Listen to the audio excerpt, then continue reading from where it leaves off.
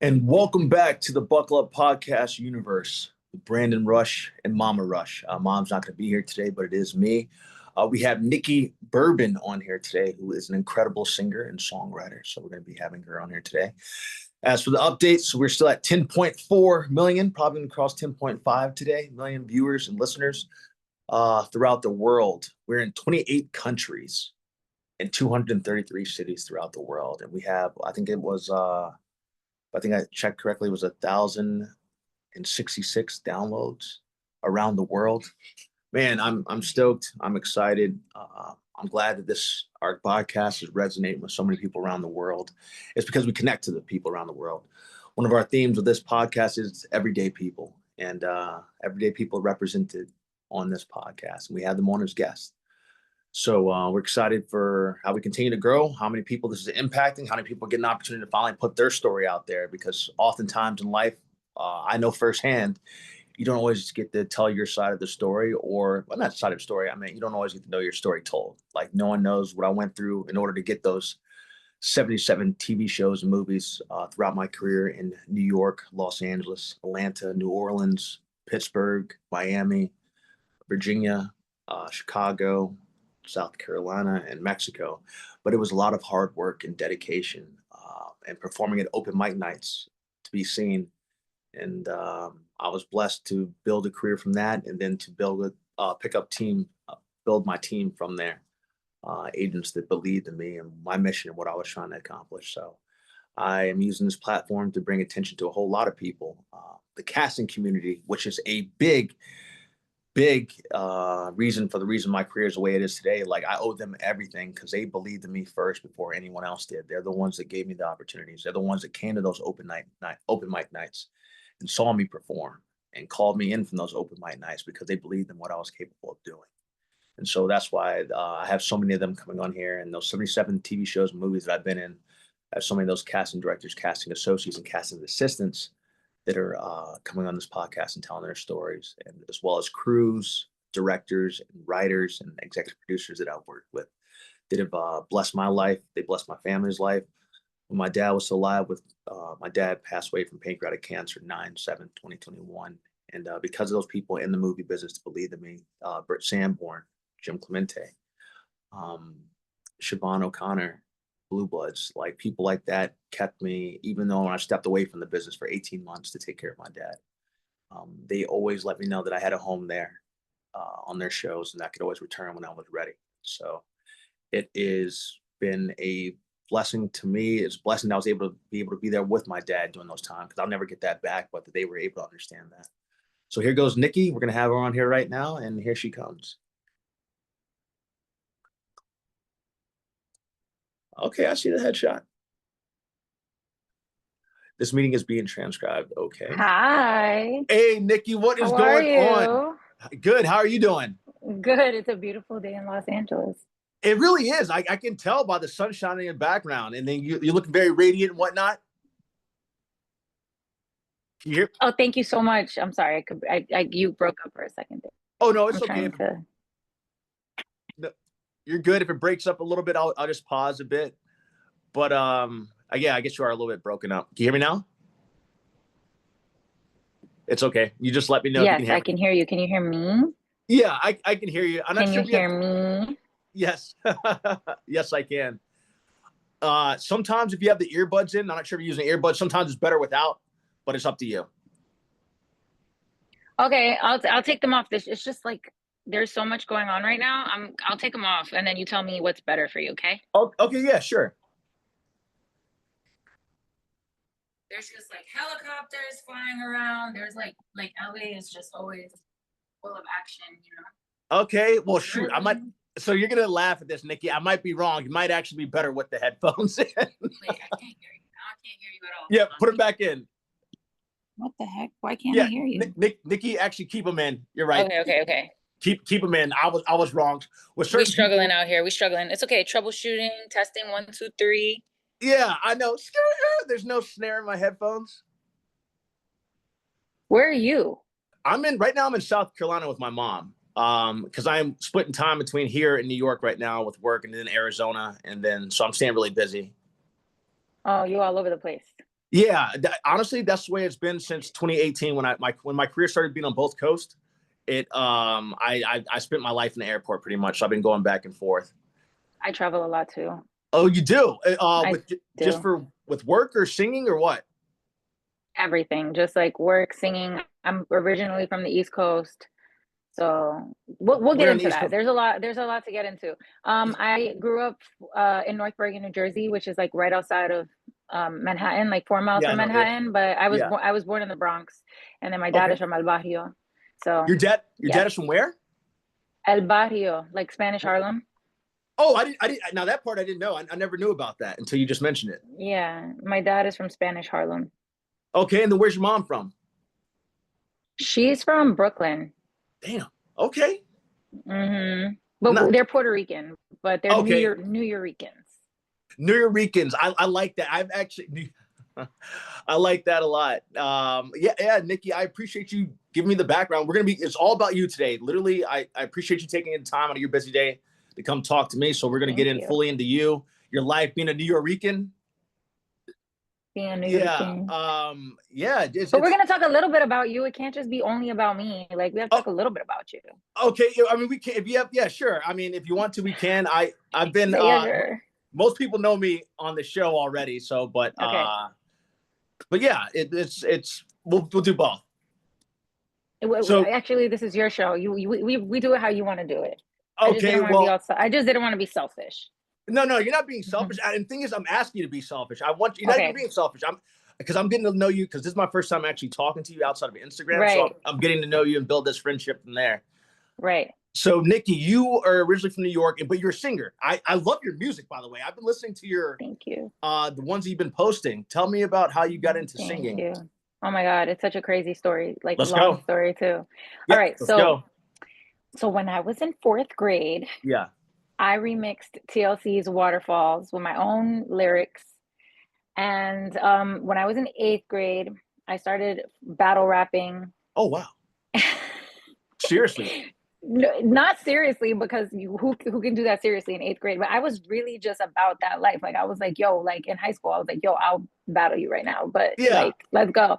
Yeah. So I've always been into poetry, writing, reading, lyrics, words, things like that. And then it just ended up, I just started creating my own kind of just twist on things. And then when I was in college, I got GarageBand and I started recording myself on GarageBand.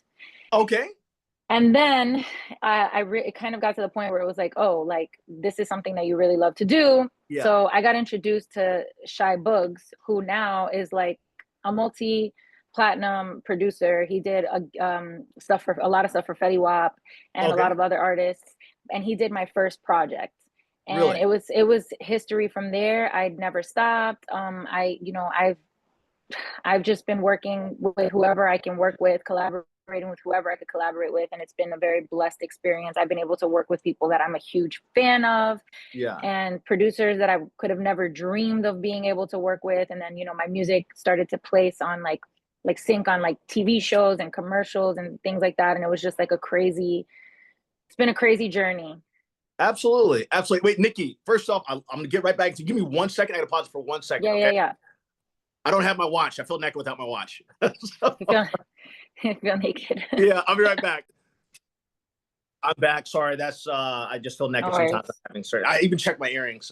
Nikki, so you're battle rapping in high school, in grade school. Yeah. Yeah, seriously. So Or no, just like that's a writing testament to. poems, winning poetry contests, like things like that. Yeah. Were you in New York? You're in New York, right, at this time? No, North Bergen. Okay, gotcha. Because I was wondering if you went to one of the art. You know how like New York and New Jersey have those art schools? I didn't know if you went to one of those. LaGuardia. No, I'm not that cool. I went Okay, to North Bergen High School. well, you know you're cooler than that. Period. Seriously, I ended up being cooler than that. Yeah. Yeah, absolutely. Well, sometimes that pushes you more in lifetime. Like Yeah. if you're not being seen or heard, but yeah, you're out here doing like Right. Eminem, battling in these competitions. What are those competitions like that you did? These No, I wasn't doing battle competitions. I mean, like I was poetry. doing poetry. Yeah. So my seventh grade teacher submitted me. I believe it was my seventh grade teacher that submitted me for a poetry competition, and then I ended up like winning, and I don't even remember what the name of it was. This was very, very long time ago. But I just remember him reading my essay out loud in class and just getting a lot of validation from Yeah. my teachers that I was an excellent writer. And you know, I've always been very creative in that way. I would do school projects and be very excited to lead the team and produce something creative, like whether it was like visually creative or dancing creative or Yeah. performance related. Like I was always into curating performances and spoken word and writing and singing, and like it was always like my thing. So Oh, and wow, that's actually freaking awesome. And that was, yeah. I guess it's just, were any of your, were your parents or any of them like musically gifted like that? It's got to come from somewhere. Oh my God, my mom cannot, like my mom can sing the whole song in the wrong note, Oh yeah. like the whole song. I don't understand it. It's crazy. I'm like, how do you like not hit one note right? It's she's Yeah. like tone deaf completely. My dad is actually decent singer. Yeah, my dad is pretty decent Okay. singer. But I think that I'm yeah. But I think that I don't know. It just came natural. I think Yeah. to be honest, if I had to really attribute it to any one thing, I think I've always just been a reader. Okay. And I think that like my love for words and my love for storytelling and my love for vocabulary came from like just being a reader. And then Yeah. obviously someone wrote the books that I love, right? So then I was Yeah. like, I can write too. So I think that's absolutely amazing because like well, you realize that obviously you yeah, have a talent that not many people have. That's like that puts you in like I say even a 5% category because not maybe even 2% because I know not everybody can sing, write, or do poetry. yeah. I honestly think that I'm not the most amazing singer. I think that that's something that I had to work really hard on. Yeah. My natural gift, like I definitely know how to sing, but that's because I've worked really hard at that. I think that my natural gift is for sure songwriting and writing. Okay. Oh wow. Yeah, because I mean, I guess it started from an early age. If your teacher, do you remember that teacher's name in seventh Hmm. grade? What is his or her name? What was his name? It was Mr. Oh my God, he's gonna hate me. It's He's gonna all hate good. me. It was I Mr. just want to give you Spina. a shout out if Mr. you had Spina. Mr. Mr. Speak. Spina.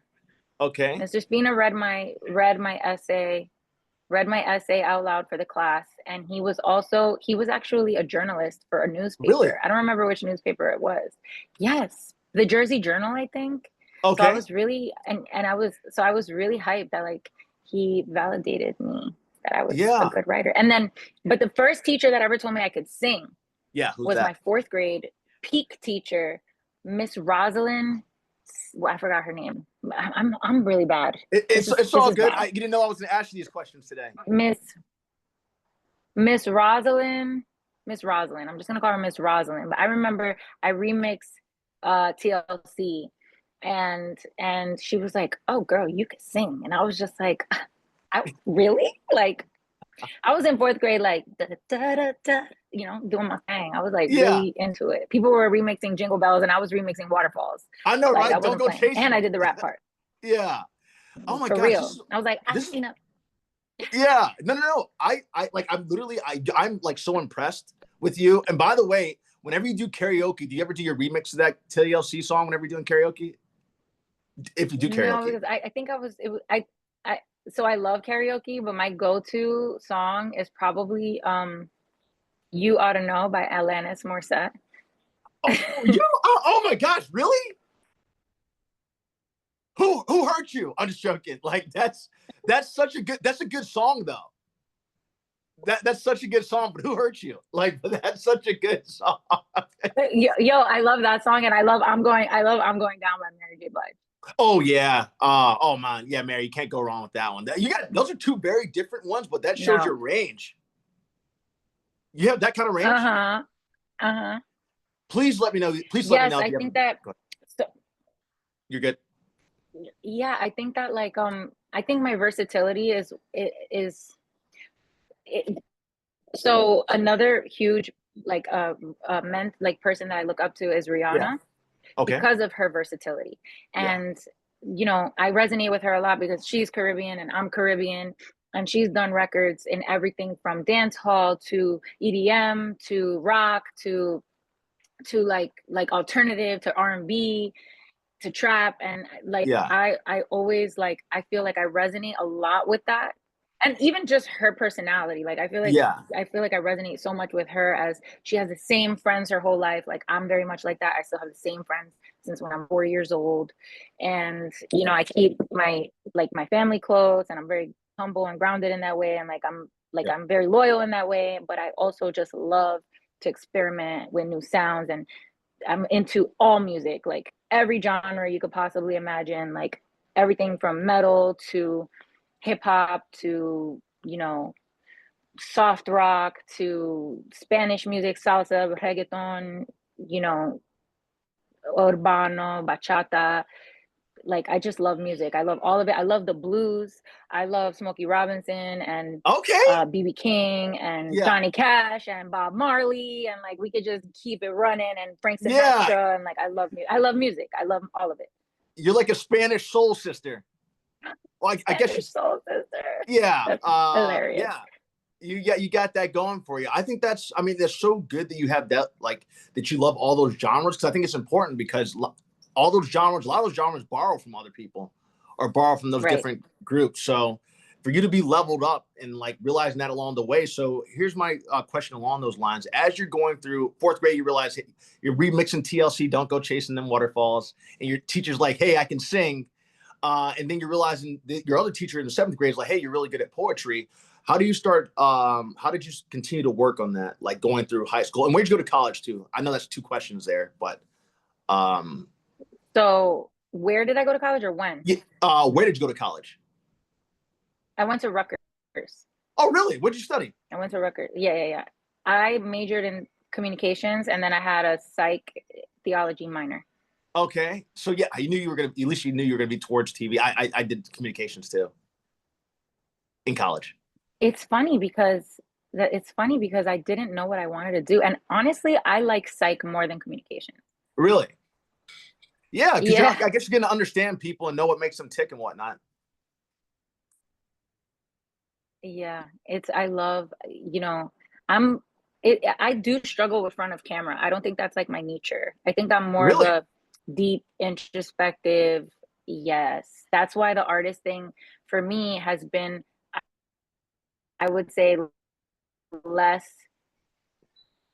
career than the songwriting thing. Like I've done so much more songwriting than being an artist, And and that's because I think I'm naturally just more not shy, because I can put on a show, but I think yeah. my nature is more like spaces where I can be deep and introspective and intentional and like one to one. Like I love connecting that way, you know. So Ah, that's why being in well, the studio was such an amazing experience, because no, I'm listening. you get to be, oh, such an, to me, being in the studio is my favorite thing in the world. It's more Yeah. amazing than being on set of a music video or performing live. Like I just love the intimacy of the studio and expressing my feelings, and just me and the mic and me and Yeah. the producer, and like just making this, like making a song, like the making of a record from scratch is literally like my favorite thing in the whole world. Man, I how long does that process, like, it's interesting that you say that, because like I'm just thinking in general, like, do you think that has anything to do with, well, one, you like it because that's just you. You just you enjoy that process. Like the process Mhm. is very rewarding. And what is that kind of process like whenever you're doing that in the studio for a person that doesn't know? Let's say you're explaining that to someone that Mhm, doesn't mhm. know. Oh, it just kind of depends on the everybody has a different creative process. Yeah. What's So yours? my what's mine? So I like to work in the studio. Okay. I love just creating something from scratch. I kind of like typically have two processes. Either I start something from scratch with a producer that I'm super close with. Like we have to be like we have to be really good friends, right? And then Okay. we can do something from scratch. I have like maybe like three or four producers that I feel that way about, that I'm like, oh yeah, like we're gonna do this from scratch. We're gonna, because I'm also a producer in that way. Like Okay. I can kind of tell you like, okay, this is how I want the drums, this is what I hear for the strings, this is like, so that's part of it. Mhm. And then, and or if I'm doing a writing session, producers will come in and they'll have beats already made. Oh, and nice. and when they're already made, that's also really fun for me, because I feel like I get to paint on someone else's art Canvas. that's Yeah. stamped by them, that's somebody else's form of expression, that's someone else's identity, and like we're co-creating something so uniquely us, right? Because Yeah. they are bringing 50% of it to the table, and then I'm bringing another 50% of it to the table. Although I will say that the mixing aspect of it is an art in itself, right? So the engineering aspect of itself, like a song can, like the engineers are truly like the most underappreciated, most invaluable part of the process. Really? Because because the way they approach your vocals, the way they approach the production, the way they manage the levels or put the effects over the record is truly like the it's the toppings on the ice cream, you know. It's Yeah. like it's like the sauce. It's like the most, it's so important. Yeah. It's gonna give it the flavor, you know. So And then Nikki, here's my question, if you don't mind explaining, because you're explaining it to me like this, because I'm pretty sure people are gonna want to, our fans are gonna know. The engineer is a person that's on the drawing board, on the board, the deck board, moving the things, making sure the sound and all that is correct. Is that correct on that part? yeah, they're like sound scientists. So they basically, so they work in a variety of different ways. So like basically the producer is the person who creates the beat, right? Okay.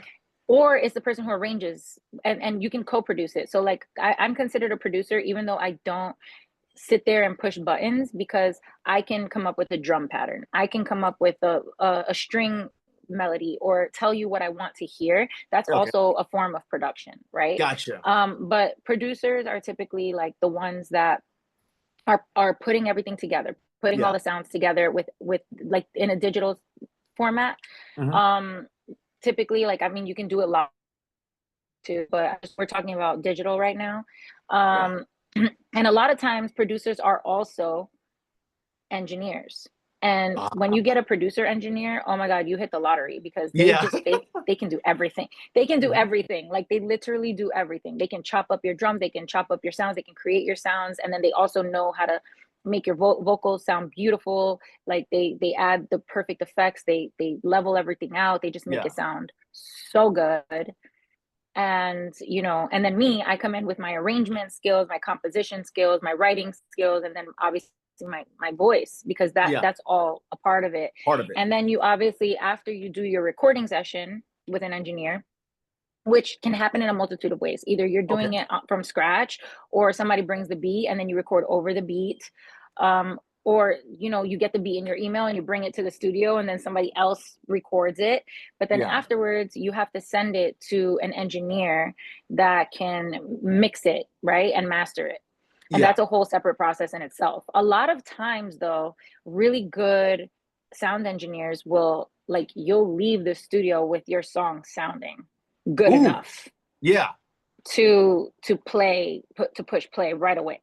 And I Absolutely. have a few sound engineers that are just like wizards like that, and are truly like masters of what they do. Okay. And shout out to them, because the engineers, they really truly run the game. I hear exactly what you're saying. Like that's kind honestly the equivalent of that would be, just kind of put in perspective, would be like casting directors would be that way in the acting business, because they're the ones that are putting together all those pieces of people being the right character for each thing. But I mean, not the technical part of like the audio and stuff like that, but just like together in the acting thing. Yeah. Question for you, Nikki. When you're coming to picking out your producers, for instance, when I look for different people in the show, immediately when I came out with the show, I knew I was going to ask you. I knew that from the get go. It was just getting you, because I think that you were extremely talented, and I knew that you have a. I could tell that you're talented, and I can tell that you're special. And I'm like, hey, I'm going to know what this girl's story is, or woman. Sorry, I say girl sometimes, but I don't mean it. Oh, Like, I'd rather be a girl than a woman. okay, yeah, it just I you're want from to the I East want to be Coast, so you young. know you can just like. I want to be young forever. Yeah, hey, you look great. You look great. If Shakira had a sister, you'd be it for sure. Oh, thank you. I love her. Yeah. She's um, gorgeous. what's that? She's gorgeous. Oh yeah. Well, you take after her for sure. Um, how do you go about? So with me coming out, like for me saying like, hey, like I want to get Nikki on here because I know Nikki has an amazing story to tell. She's also in the music business. This is something I saw your videos, which I think is amazing. How did you go about finding those producers? For instance, you, when you're looking on social media or like, I'm like, how do you know that this person is the person that you're going to go with? Or wanting to meet that Wow, person? that's a really interesting question. So I think that, like, for me, I think that what makes an amazing artist is just having good taste, right? Okay. Like whether you're a director or an actor or whatever your talent is, like Yeah. if you can tell what's good and what's not good, you're ahead of the game, right? Yeah. So I think that part of being a good artist and songwriter is about being a good A&R, right? So I Yeah. just have to have good ears.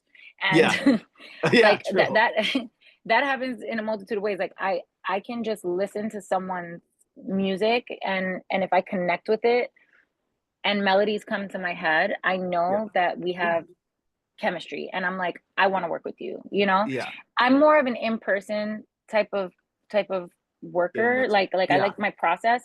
So I like to work with people that I can actually be intimate with as far as like creation process, and like get in the studio with them.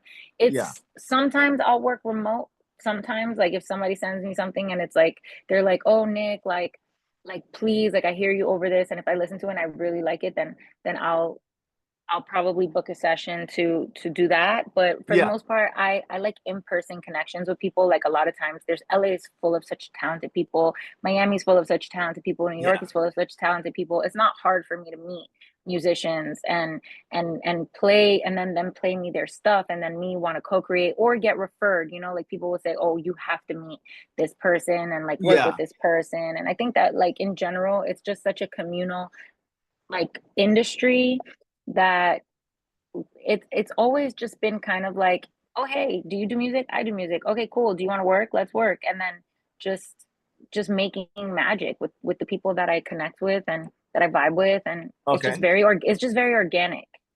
All But right. I have also been aggressive when there's specific people that I want. You Like I'll have to go be. up to you on an airplane. Like I will go up to you and be like, yo, I know Heck who you yeah. are. Listen to my music. Like I want to work with you. Yeah. And I'm not That's what afraid you to gotta get do. rejected. I'm not afraid to get rejected because I didn't get to this point by not getting rejected. I love that.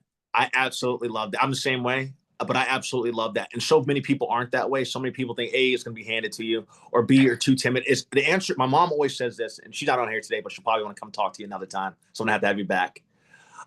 She will always say the answer is always a no unless you ask. And so for you to Right, go up, you might as well. And fortune favors the bold. Like right. if you don't go and ask, the answer is always going to be a no. So you have to. Like I've known that in Exactly. my career. It's got me in trouble sometimes, which I'm like, hey, you know what? I'd rather get in trouble and Right. then and at least say I tried it than to go be beat myself. Like, oh damn, why didn't I do that at that time? Closed mouths don't get fed, baby. And you miss 100% of the shots you don't take. And the thing is, though, this isn't muscle that you have to build because I Yeah, wasn't always this way. I used to be terrified of rejection. yeah, You know, I was actually paralyzed by my fear really, for a long time. Yes, I went through imposter syndrome. I went through being paralyzed by my fear. I went through like being afraid of rejection. And I yeah, think that I say this to say that anyone who struggles with these things that's watching, like yeah, it's just shoot just at you got to develop the parts of you that are weak at the free throw line. Like you just got to practice, and you just got to build up you just got to you'll get there. But yeah, no one starts at anything really good at it. yeah. You're It's right. okay. Oh yeah, You don't start at anything really good at it. Whether it's getting rejected, nobody's good at getting rejected right away. Nobody's yeah. good at their craft right away. Nobody's good at dating right away. Nobody's good at cooking right away. Like nobody's just I mean, sometimes you may have natural inclinations towards Abilities. things that you're like, Yeah, "Oh, okay, yeah." But for the most part, like, yo, we're all blank canvases and we all suck at everything until we apply absolutely. ourselves, you know? Yeah, I do know. I wanted to say when you say I always say that to my friends. My friends laugh that I say that. I'm like, you miss half the shots you don't take, so I take all them S words. I always say I take all those like Right. shots because yeah, like I'm willing to take that. I'm willing to fail, but like you, I didn't always have that. It actually, honestly, it actually took me stripping for Betty White to develop that. So like where, Stripping? yeah, I stripped for Betty White one time. Yeah, Shut up. yeah. Rest in peace. Rest in peace. And Oh, shout out to Betty she was White. awesome. Yeah, it was on a TV Whoa. show in front of a live audience. It's called Young and Hungry. I'll send you the clip. It's called Young and Hungry. I went going into that audition in LA. I literally was like, I don't care who shows up today, they're gonna lose because I can dance really well. So I'm like, whoever shows Oh up my today, God. they're gonna lose. So I went in there. I was in a 3-piece suit. I danced and I stripped for two casting directors. We were both male. And when I finished, they were like, "Man, that was amazing." And so I ended up booking this part. It was in front of a live audience. And honestly, to this day, I've never felt so comfortable and so confident in my life until when I was dancing, stripping for Betty Wright and Emily Osment in front of that live audience of 70 people. I've never felt so confident. But after that point is where, Period. yeah, like, but as you said, like, I was insecure before, but at that point, all my insecurities, I kid you not, died off. Because what are you gonna do at that point? Fuck it. Yeah. You there. Yeah. You got a whole audience of people watching your ass. You better shake them. Yeah. You better shake them, Nagitas. You better shake And, them. and I did. I broke it down for him. I broke it, and Betty afterwards said it. I always said that she was lying, but she was doing it because she was a sweetheart. She said that was the best day of work she ever had, and she gave me a hug. And for me, at that time, being a young actor at that time, like, it gave me such confidence. Probably was. Well, yeah. Yeah, she might have been telling the truth. Because she was so good at comedy and making everybody feel at home, that I, like, when she said that to me and gave me the hug, like, my soul was complete, at that point. Like, I'm like, hey, I've arrived. Like, she's giving me the go ahead that I'm ready to go do what I'm going to do in this world. I mean, that's an iconic, like, moment that, like, that's the type of moment that you replay on your deathbed and you're like, my life was lit. Oh, like, yeah. like, you know what I'm saying? Yeah, no, you're absolutely right. It's gone through my career. A lot of people don't know that about me, but some do. Like, but it's interesting. It's one of those things I always carry with me. But I'll send you the clip when we're afterward. I'm carrying it with me from now on too. Like Yeah, it was a blessing. But going back to that, how did you, Nikky, though? How did you become? You said that you didn't always have that. You had like the imposter syndrome. You said step into the free throw line and taking those shots. What was it for you that started getting you to break out of that? Like, hey, I really am this good. I'm not being an imposter. I actually have this talent. I have this God-given talent. Oh my God, the confidence you mean? Yeah. When did I get it? Hell yeah. I mean, the confidence. Yo, this is gonna be a very unexpected answer, but I think that once I had my son, Okay. because I was just like, nothing really else matters. Like, I was putting all this pressure on myself to be like somebody in this world, Yeah. like somebody and good enough and worthy, but like, I am good enough to be someone's mom. Like, what? Like, this is the most important. I am someone's whole universe. Like, Yeah. what? Like, why was I tripping about anything else ever? Yeah. Like, Amen. I don't know. I guess I got upgraded into the most important job a person could have. And then everything else just became so small and insignificant. Yeah. But I don't want people to have to wait until they have kids to be set free of that. Yeah. So I just want to like give you the cheat code. You know what I mean? Yeah. It's like, it's really not that down, serious. It's really not that serious. It's really, whatever you're making big, it's not that fucking serious. I'm sorry to curse, but it's not. No, like, you're good. It's really not. I promise you, it's really not. There's way more important things happening in the world than whatever's going on in your head about you. You're not that important. Like, yeah. Seriously. So in a way, you're not just singing for yourself, you're singing for your son too, but it's your son helped you kind of unlock that, because now you have this, kids are always watching. I always say that. I'm a prime example. I am who I am today, and the reason I don't take shit from anybody, and the reason I accomplished so much is because I saw how hard my parents worked 2 jobs. My mom, I mentioned her before. She'd be she literally, when I go to sleep at 11 o'clock at nighttime, she would be up all night studying for her test, her pharmaceutical test. And the next morning when I was going to school, she'd be up still studying for that test. And she said, made me cry. Yeah, she's a sweetheart. But she was saying that she had to go out and beat the best of them because she knew her family depended on it. And that means the world to me. And I, like, the reason I have a chip on my shoulder, a good one though, a positive one that I use in a positive way, and a go-getter, the reason I don't give up is because once she did all that, I used to see that. My dad also, before he died of pancreatic cancer, he gets me choked up too. It's all good. He worked 2 jobs too to provide for us, and he did everything he could. And he always talked about not giving up and even fighting through pain. And when he battled pancreatic cancer for 18 months, he showed exactly what he didn't complain. He did that chemo every day. And so I have all that is within me. And so I go out now, and I've been able to, I call myself a train because I run through people. Like, when it comes to me reaching my goals and not letting people stop me, because for firsthand, people in this business, in our business, will throw things at you, monkey wrenches. Friends will do that too to keep you from reaching your goals.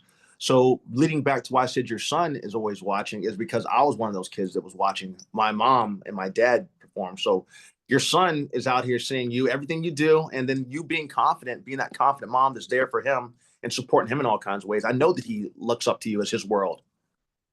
Oh my God. I received that. And thank you for sharing that about you and about your story. And I'm truly, truly touched, and I'm humbled, and I'm grateful that you shared that with me. And honestly, I really just hope my little boy could love and appreciate me the way you love and appreciate your mom. Yeah. Um, and yeah, like I think that a lot of us put pressure on ourselves to be this person for the world, or be this person for all these people that we don't know, and we don't Yeah. realize that we are that person. We're already that person for the people in our lives that love us, Yeah. and we've touched the people in our lives that we're so close to so deeply. And that, like, if we really just reel it back and we just look at what we have Yeah. now and the things that we have now, we've already made such monumental and huge impact in the people that love us lives, Amen. you Preach, know. sister. And I think, yeah, and I think that that grounded me, and I think that becoming a mom truly grounded me and made me realize, like, I am important. Yeah. I do Yeah. matter. Like, matter of fact, I would jump in front of a train or a bear or anything for this little life. Yeah. So nothing really else. I'm not Matters. scared of anything anymore. Yeah. I'm not scared of anything anymore. Oh man, Like, I love that. yeah, what is You there to make be me afraid of? proud. I'm so glad. You're Yeah. making me proud. Yeah. Yeah, there's It's nothing to be afraid of. So and I'm proud of you. I'm proud thank of you you. for you to be able to, as I said, some people go through life not realizing that. And then here it is, you are now, you realize this within yourself. And like, I hope that the listeners that tune into this, because we have 10.4, we're going to have 10.5 million tonight. Look at you. Yeah, Look at you go. only 2 months. Teach me. Yeah. Teach me. But the thing is, I am more than happy to, because my thing, oh, you know what I realized it was actually, because Instagram made me a content creator too, was I've, just like my parents, I learned it from my parents. I've always been a person that's giving and always trying to help people. And I always talk to everybody. I make friends every day. My dad was like that, and about connecting people. I realized that I knew all the wrong that was done to me, literally all the wrong in life and in business. I'm like, hey, I'm going to do the exact opposite. And I think that, and I'm going to give people a platform, because my mom actually helped me realize, she's like, Brandon, you don't understand. You're a star yourself in your acting world. You've been in 77 TV shows and movies. You're a star yourself. So I realized through that, and then hear my dad talk to me that, hey, Brandon, you have everything you need within you. You worked with all these people, and you know all these people. You can bring them all into this podcast and allow people to tell their stories. Like, I've always loved learning people's stories. So with this Buckle Up podcast, the thing I've wanted to do. This is so wholesome. We are Oh, so cute. This oh, is so thank. I mean, wholesome. it's the truth. Well, my mom was thinking about going back to work. I'm like, I can't have that at her age. And then my nephew was afraid of not being able to go to college. So I stayed up for 4 days.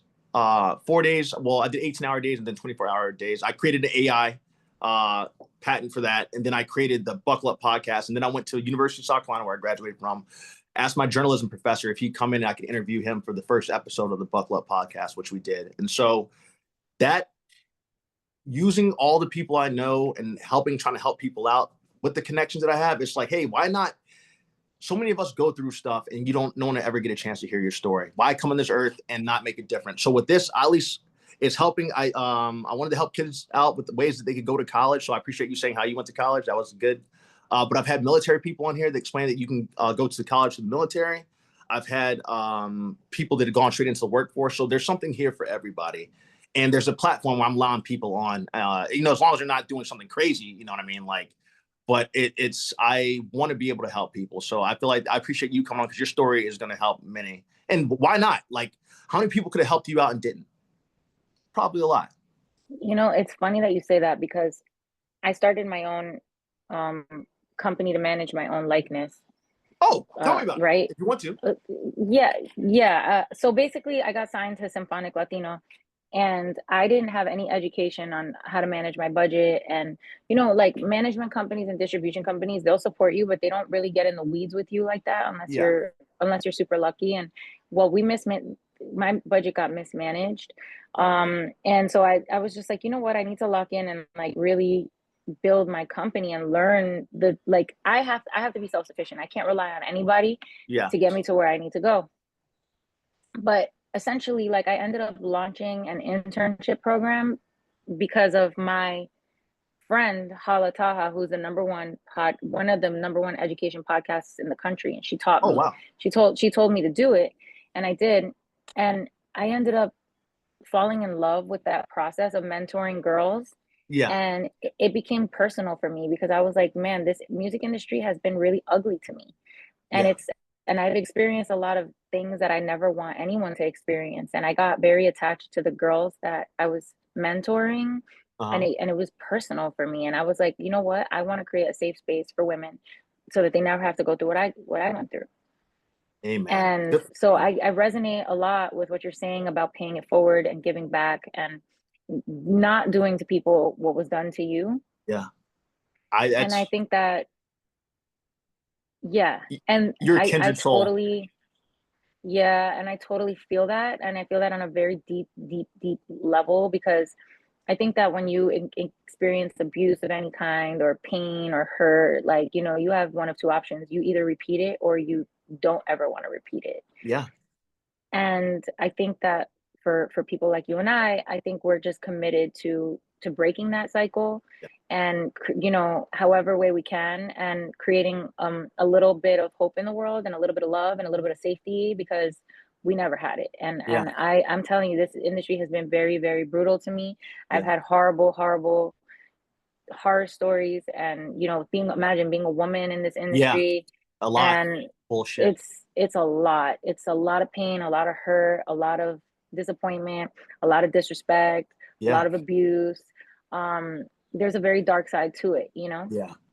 and there's no human resources department. You know what I mean? This is Yeah, seriously. this is this it is what it is. Arts and entertainment can be very, very dark. Yeah. And I think for me, just protecting my girls, that was Yeah. my thing. It's like, I'm gonna protect my girls. I'm gonna do what I can do to show them that they don't need to take any bull crap from anyone, and that Yeah. you don't need a seat at anybody else's table. You just make your own. Amen. You just make your own. Yeah. I love don't get me hype right now. I call myself a different kind of preacher. You're getting me hype because I appreciate what you're doing. And you're right. As a woman, as a man, I don't have to go through the stuff the bullshit that you guys have to go through because there's pieces of shit out there. I don't usually cuss in this, but it pisses me off because I know that you've had to deal with that kind of stuff. I am Yeah. grateful though that all those people are getting that justice due to them. All those people that have been doing that Oh yeah. stuff, it's finally coming back. The roosters are coming back to crow. I think they're the saying because of all that stuff that they have done to women and men Yeah. too.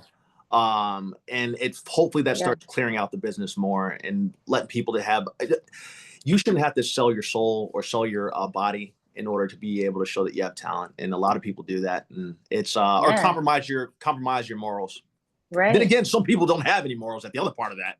But Yeah. it's like, but you know what? That will take long. Sometimes it takes longer for you and me, which has taken a long time for me to, but I can say at the end of the day, I never compromised my morals. I stuck by the good. I am sending the elevator back down because why wouldn't I help out someone who is going through who I've been through it myself, but it's like, why can't it doesn't hurt me any to help out someone else? But so many Oh people yeah. have that, especially out in Los Angeles, have that Los Angeles. yeah, have that mentality. Because I never experienced that in New York at all, or Atlanta, or anywhere Yeah. else. I just experienced it in Los Angeles. So, yeah. So what is the name? Do you want to mention the name of that internship thing that you do, or Oh yeah. mentorship? Well, right now I'm not taking anyone from me. Actually, yes, actually I could. Nikky Okay. Bourbon. It's just Nikky Bourbon. You guys can hit me up on the DM if you're interested, or email. They can email me. I have internship opportunities available.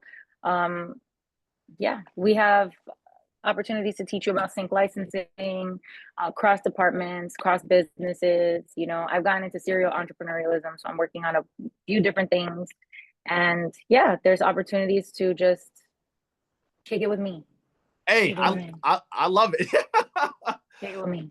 Absolutely. No, Nikki, I love it. I love what you're doing. Let me know whenever you have to go to. I don't want to hold you too long. No, no, no, you're not holding me. We're good. We have time. Oh, I've blocked out an hour for this, so okay, perfect. And at least yeah, an hour because I didn't know how long it was going to take. Ooh. yeah, I wanted to make sure that we hit on a bunch of stuff with that. I appreciate what you're doing. I think that's great that you were helping out. As I said, like so many people in the business. Like I know that I was very blessed. I've worked extremely hard to get to where I am. Extremely hard. I can literally say nothing was ever handed to me. I literally worked for everything because I was discovered performing at open mic nights. That's how I was discovered in Los Angeles. That's how I was discovered in New York City because agents wouldn't give me the time of day in Los Angeles. So I had to go perform at open mic nights. But I'm glad because in that process, I learned the whole entire business. Right. From casting directors and casting associates that would show up to those open mic nights and see me perform. And then I would always go first because I wanted to set the bar high. Right. So at least in New York, I always went first, and that panned out great because I was working on a series for 5 years and Blue Bloods for 5 years in New York, and then Power, and then FBI. So cool. But I learned from them. I built that relationship with them, and therefore they'd be like, "Hey, Brandon, who represents you?" And I'm like, "You know what? Nobody does actually." And they would say, "You know what, Brandon? We like you. We're calling you in anyway." And that's how I ended up booking. So I did that for 20 casting directors, casting associates in Los Angeles, and 19 of them hired me. And so, Wow. and then in LA, I'm sure in New York, it was 5, and all 5 environment. me. So it's just kind of like learning those opportunities. Sometimes what people mean for your harm turns out for your good. And they don't realize that at the time. Even the show with all the bad that was done to me, I use that as something positive to try to be a platform for people to come on like yourself to talk. And I appreciate you coming on and talking. Nikky, if you could say anything to your younger self, what would it be? Oh man, so can I give you a long-winded answer to this? Yes, you have as much time as you want. And also, Nikky, I'm gonna have you back too, also, just so you know. Okay. So I've been in therapy for like a year, religiously, once a week. And this is relevant to the question. Yeah, you're good. And I'm doing internal family systems, which is like parts work. And in parts work, you get to like you get to personify and identify the different parts of you that create who we are, right? So we have like inner children, we have managers, we have protectors, firefighters, or whatever. So like controlling parts, and they're all meant to keep us safe at the end of the day, right? So recently in therapy, I was doing EMDR therapy. I don't know if you guys know what that is, but like EMDR therapy. Okay, so EMDR therapy is super intense because it goes back to a time when you were very traumatized, and it like gives you an opportunity to rewrite the narrative or rewrite the story or whatever. Okay. And it's like time travel. It's really effing crazy. It's really, really, really effing crazy. So it's kind of like time travel. It's kind of like those movies where you see Back to the Future. Kind of, but like, yeah, maybe. I don't remember exactly the details of Back to the Future because I haven't seen it in so long, and I can't think of a movie. I know. Don't judge me. I remember the car, and I remember E.T., and I remember like E.T.'s not even in Back to the Future. There you go. It's just all a blur. Yeah, it's all a blur. Good. Yeah, it's all good. I haven't seen those movies. It's all good. I haven't seen those movies in mad long. It's all good. You're good. You're doing other stuff. Like so basically, it's like doing other stuff. Yeah. You're good. It's all good. It's okay. Back to the Future with E.T. Yeah, exactly. I'm like, these are 2 different movies, but that's okay. Same producer though.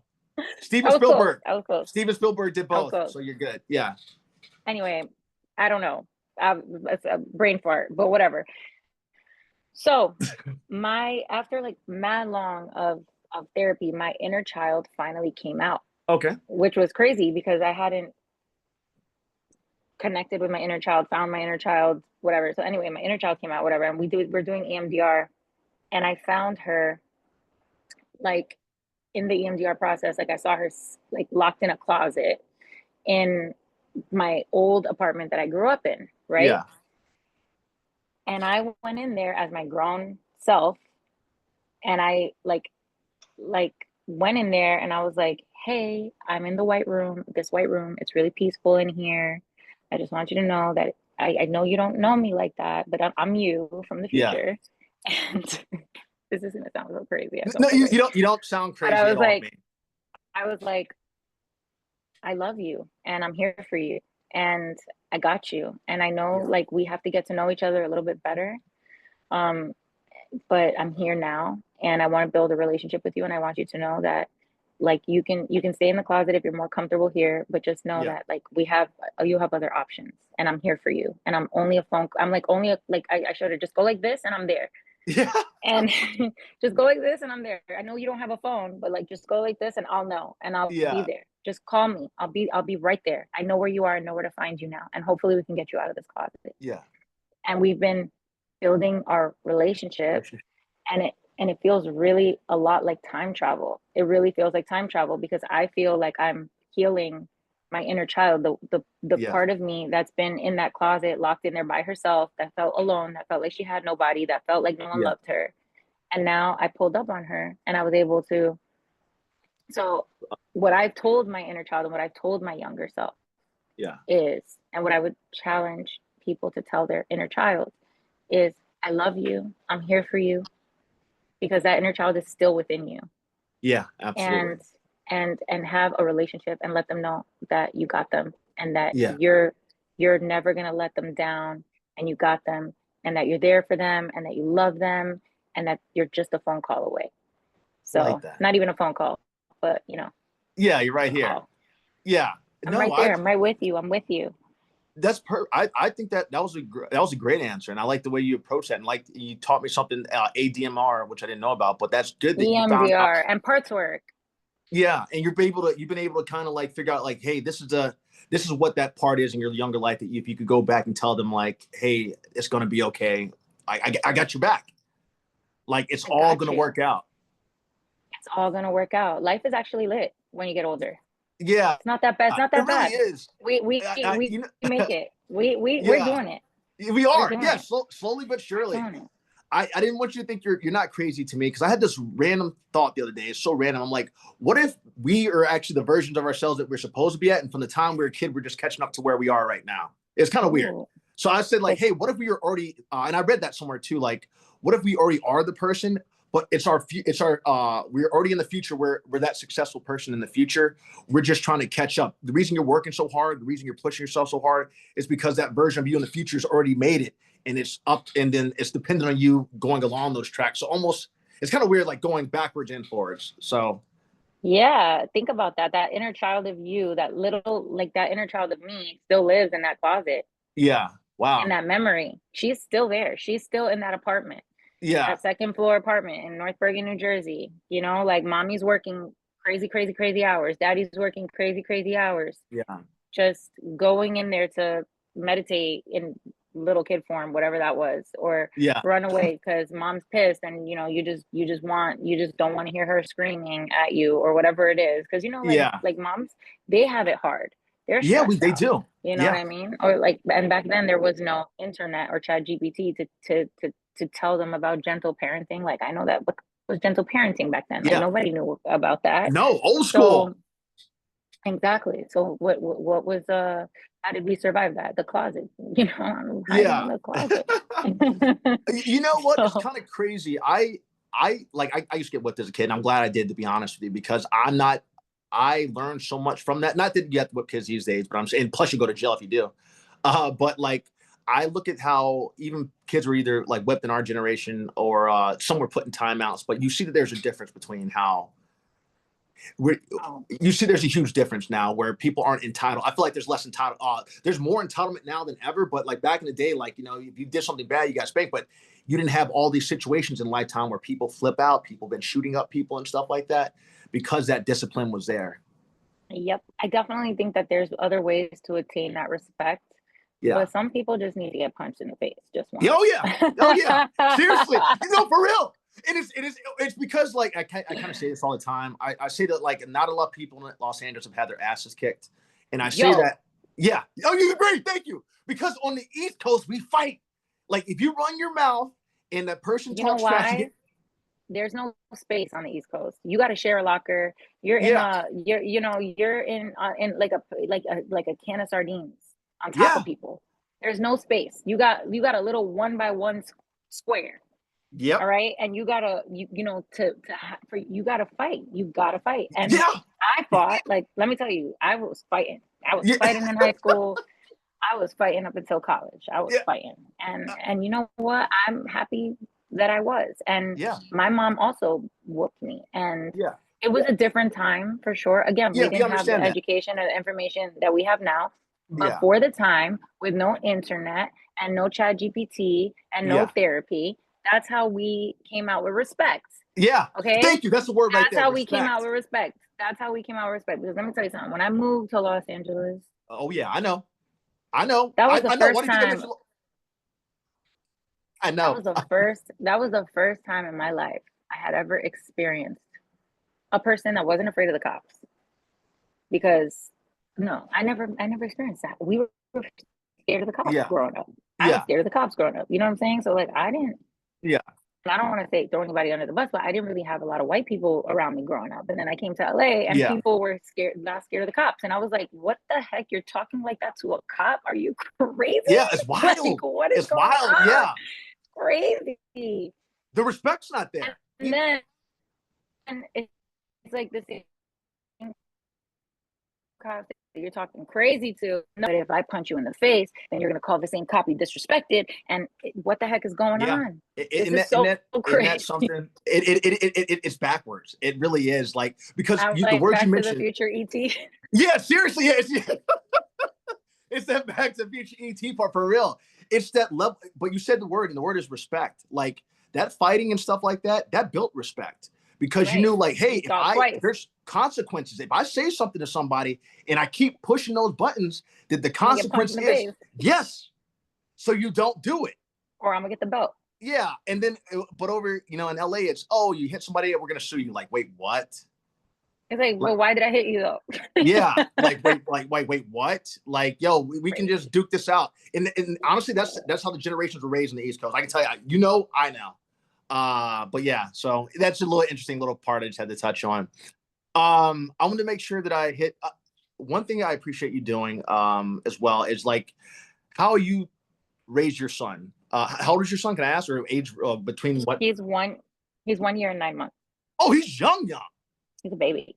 Oh, nice. Oh, you got plenty of time. I love kids. I really do. I'm like the cool uncle. Okay, I Yeah, love that. I'm the cool uncle. I have like one nephew by blood, but I have I think 10 altogether by by friends, and then I have two goddaughters that are half Italian, half Indian in New York, Queens, New York, who I love to Oh, death, and they are firecrackers. I take them to school a lot of times when working in New York. I take them to school in the mornings so or pick them cute. up. But well, dang, I guess if your kid's that young, I don't have to really touch on that one too much. Well, actually, what's it like being like? How do you balance your work life, mom life, and all that with having a 1.5-year-old? You just do it. Hey, boom, boom, there you go. Like It's crazy. Like moms are just superheroes. I don't know. I they really really have are. no answer for you. I don't have an answer for you. It's got to get done, so it gets done. This baby's got to eat. This baby's got to poop. This baby's got to be raised. It's got to get done. There is no option. Like Yeah, I got to do it. So everything, yeah. and I still got to put a roof over his head. The bills still got to get paid. The food still got to get paid. Like so, it just, the Lord provides. So that's all I got to Hey, say. The Lord provides. amen. The Lord, God is how I do it. That's how I do Amen, it. amen. Woman of God faith. does I it. love that. I had to, yeah, because I appreciate you because I'll speak and I'll say it.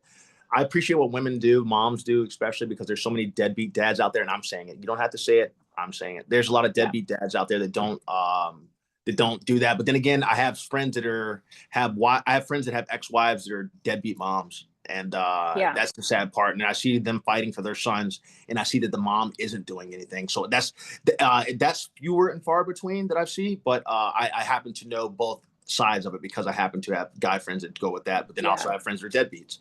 No, I don't have friends that are deadbeats, but I know people that are deadbeats. I'm just like, dude, I don't have much respect for you for that.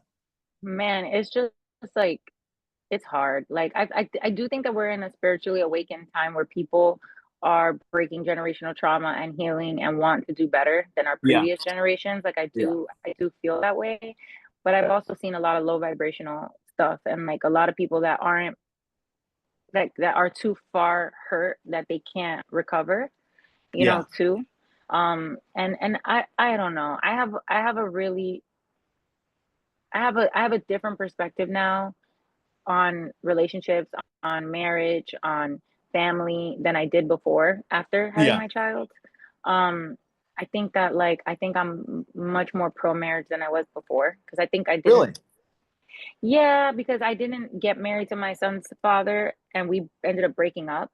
And Yeah, I think that like I think that now I value marriage so much more, and I think it's so much more important than I used to, Yeah. because I feel like there was this whole trend of like people not getting married and just having kids, and it was like Yeah. Wow. normalized. Yeah. Wow. Wow. It was like West. normalized. It was like normalized, you know, and I didn't think it was a big deal, like, you know.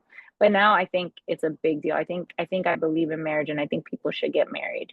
Okay. I mean, if they want to, but I Yeah. would like I'm not doing this again without being married. Yeah. Understand. I'm not doing this again without being married. No way. Yeah. No, I understand. I definitely see what you're saying. And like, yeah, it can be, I commend you because as a mom, you're doing both parts right now. Not that Well, I'm saying I will say because I don't want to like create we the don't wrong. even, I just want to say he's a great dad. So okay, perfect. I just want to say that. Yeah. Yeah, you're good. You're good there. So let's see here. I want to make sure that I hit everything that I wanted to hit. And so I'll have you back in case there's anything. Is there any questions Yeah. that I have a little list over here that I don't normally use, and I don't think that I need to use it too. How did you get from New York to LA? How did you mean like Oh, what? plane or driving or? Yes, I mean plane or driving. What made you decision to like, hey, like, look, New York, you've been great. You'll always be here. It's time for me to take my dreams to the next level and go to Los Angeles. Because I think that every person from the East Coast should live in the West Coast. I think every person from the West Coast should come out to the East Coast and get that culture shock for real. Because I feel like it's there are two different cultures. So I put in a transfer behind my parents' back at my job at the time Okay. because I was trying to leave and my dad kept guilting me out of it. Yeah. So then I just put in a transfer with my job and I got it. And I was like, I have to move. I got to transfer to Los Angeles. I appreciate the And honesty. well, I was trying to like get out, but I couldn't like get past the guilt Yeah. of, you know, so then I kind of knew that like if I put in my transfer and I got it, it was kind of like, well, it's not really my fault. I kind of just got this transfer and I gotta go. So it Yeah. was, you know, I put it on another factor and Okay. was being a little manipulative, but I You don't have to got be ashamed. I see you looking down like you're like, oh God, I can't believe I'm admitting this. You didn't have to admit it. You could have made something up. well, I'm not a liar. Okay, well that's a good quality then. That's actually a great quality. I'd rather just say it because you know what? Like I own my truth.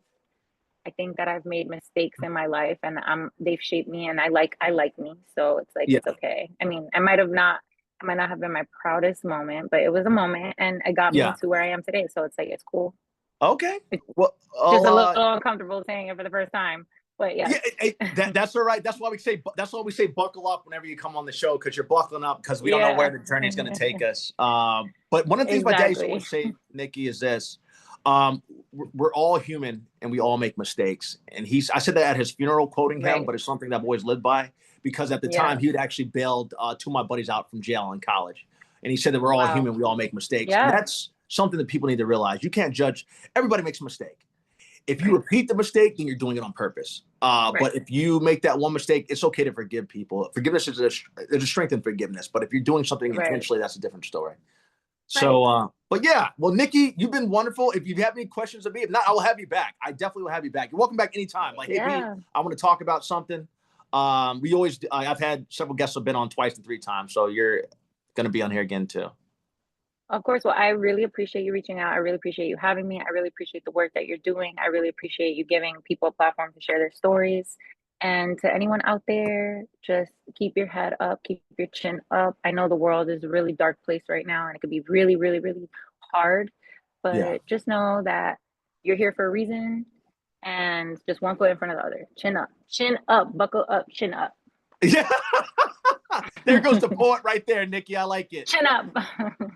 And then Nikki, one more thing. Do you go by Nikky Bourbon or do you go by Nicole Guzman? What would if people want to So find Nikky Bourbon. Nikky Bourbon. I'm trying to change my name on Instagram to Nicole Guzman, but I can't because I'm verified. But Oh Nikky Bourbon's my artist name. It's been my okay, artist name for a long time. So that's how people would find me. But I'm trying to do what Childish Gambino did now and kind of like oh yeah. go into my Nicole Guzman era where I'm like, this is my alter ego. Yeah, I got So you. I we'll get feel you there. on that. Nikki, sorry, I just want to make it real quick because I know you got to go. Where did you come up with the bourbon I'm part? okay. I'm okay. Don't rush. Don't rush. Like we're Okay. okay. We're Where did okay. you We're okay. your stage name or your screen? Your where'd you come up with Nikky Bourbon from? Or yeah, I So like it. my so it's, I mean, I don't know. I'm on the fence about it, but it's been so long. It's like whatever at this point. So, okay, long story short, my first artist name was Nikky Graffiti, and it was Nikky Graffiti because, and I wish I would have kept it, but it was Nikky Graffiti, and it was because my dad was on the at the time in New York where hip hop was really like graffiti was starting to like pop Yeah. off. And my dad's best friends were in Style Wars, and like my one of my dad's best friends designed the BET award, and they were like big graffiti people. Oh my And God. it was just like, yeah, it was just like hip hop, you know, like my dad was on the like forefront of like that cultural like revolution in New York City, and like graffiti was like my thing. Yeah. And then one day I went out with my friends, and I used to listen a lot to like Billie Holiday and Frank Sinatra and Nina Simone in my car. And it was like Oh wow. really obnoxious. It was like really obnoxious, and Nancy Sinatra and shit. So like I was always just weird like that. Like not Yeah. weird, but like it was a little weird for like me to just pull up in I had a Chevy Impala Super Sport at the time, and I'm like Okay. listening to like Frank Sinatra, and people are like, yo, this girl, like she's so funny, you know? And one day we were out and we were at a margarita bar, and everybody was ordering margaritas, and I was ordering old fashions. Okay. So I pull up Hey, in old my Chevy fashions are Impala. good though. I know, but it was just the whole like the vibe. It's like I'm in my Chevy Impala Super Sport listening to Billie Holiday and Frank Yeah. Sinatra, and then I go to this margarita bar, and everybody's ordering margaritas, and I'm ordering old fashioned. So then my friend Chapin started calling me Nikky Bourbon, Yeah. just to Oh, like, yeah, he was like Nikky Bourbon, Billie Holiday, and old fashioned. Like they were just like yeah. making fun of me, and it just stuck. And I was like, you Man. know what? I like that. I like bourbon because it's strong and smooth, you know, and it's masculine and deep and like woody and smoky and like all the Yeah. things that I feel like I am. So I was just like, I could rock with this. So it ended up just becoming my new name. I put out like so then I changed it to BRBN for a Okay. while, and I just been putting out music under these aliases, Nikky Bourbon. So it went from BRBN to Nikky Bourbon when I got signed to the Latin label, because Yeah. nobody could pronounce, like, what were the Latinos gonna say? BRBN? Like, Yeah. No. I'm a song. BRBN. No, that's not gonna work. But then I didn't realize that Nikky Bourbon was probably equally as bad for the Yeah. Latino community. But you know, whatever. We're growing. We're learning. We're Absolutely. That's awesome. Nikki, one thing first off, I don't know, you can ask him. It's okay if it's a no. We had a guy on here named Angel. Angel is from Connecticut originally, but he also lived in New York. Angel was a big grapher, a big graffiti guy, 70s Mhm. and 80s in New York City and Connecticut. So with your dad being a grapher, I would love to hear his story about that if he'd ever come on and talk about it. Oh yeah, my dad would love. My dad was not. Um, he was into graffiti, but he was nowhere near as famous as my my dad's two best friends, which are like my uncles, became. Okay. So Mayor 139 and Kel First, and you can like look them up. Mayor 139 ended up designing the BET award. But Okay. yes, my dad has all the tea on Spanish Harlem and the hip hop Yeah. revolution, and like I could definitely put Please. him. I think he's here. I mean, do you want to say hi, or and then Yeah, we'll introduce him? I'll Wait, say no, hi he's to him real quick. Yeah, if he's there, I'd love to yeah. say, Hold and then on, I'd let love me to have let him me on. see. Dad, dad, dad.